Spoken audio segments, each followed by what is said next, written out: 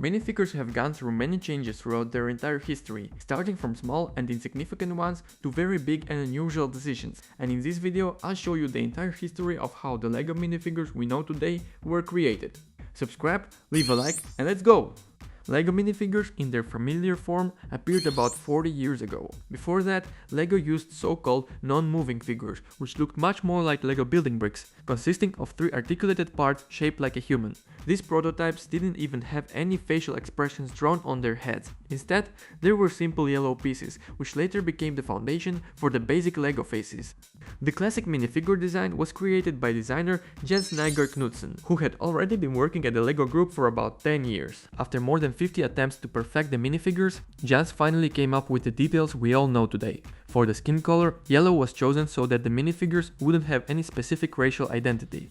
The very first set, number 600, included a police car and a police officer. At that time, prints were only on the faces of the figures, while the torsos used stickers, which were actually very durable. 2 months later, in the same year, the very first female minifigure appeared. The only noticeable difference was the hairstyle, otherwise it was the exact same figure with the same face. The next big changes happened 10 years later, in 1989, with the release of the new Pirates series. That's when LEGO decided to change the standard face print. Now, minifigures could be good or bad. They could have eye patches, as well as beards. Some figures at that time were also given wooden legs or hooks. In 1997, LEGO released its first computer game, LEGO Island. Here the figures came to life for the first time and gained their own personalities and individuality. After that year, LEGO began experimenting more with minifigures, and already in the next year, the company signed its very first licensing contract with Star Wars. From that point onward, LEGO began releasing new licensed series. In the very first Star Wars set, a Darth Maul minifigure was released. It was the first one ever to have a different face color and also had printed details. For that time, this was something truly incredible. At the beginning of the 21st century, in the football series, LEGO experimented by adding a functional element, a spring inside the minifigure.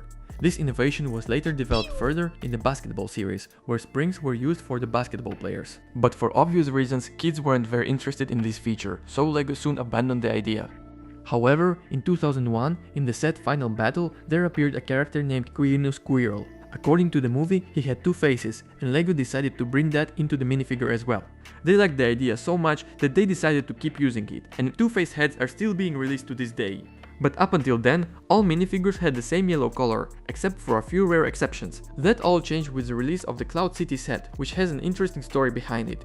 This set included the first ever minifigure of Lando Calrissian, the very first figure with a brown skin tone. Since Lando had a brown face, it automatically meant that all the yellow figures were considered white. This caused a lot of backlash toward LEGO. As a result, the company started releasing more and more figures with natural skin tones the following year, but this mostly applied to licensed series like Harry Potter, Star Wars, and so on. And in this same controversial set, there was also a Boba Fett minifigure, the very first one in history to have arm prints. At first, LEGO abandoned this idea for a long time, but recently, after rethinking it, they started adding more and more printed arms to different characters. A few years later, LEGO minifigures became so valuable and sought after that they turned into collectible items. In 2010, a new collectible LEGO minifigure series was released, and from 1999 to 2025, LEGO has released about 18,000 different minifigures, and this number keeps growing. Of course, there were many other changes and innovations, but they weren't as big or important, so for the sake of brevity, I decided to keep it like this. And that's it. Write in the comments if you learned something new from this video, subscribe, and see you later.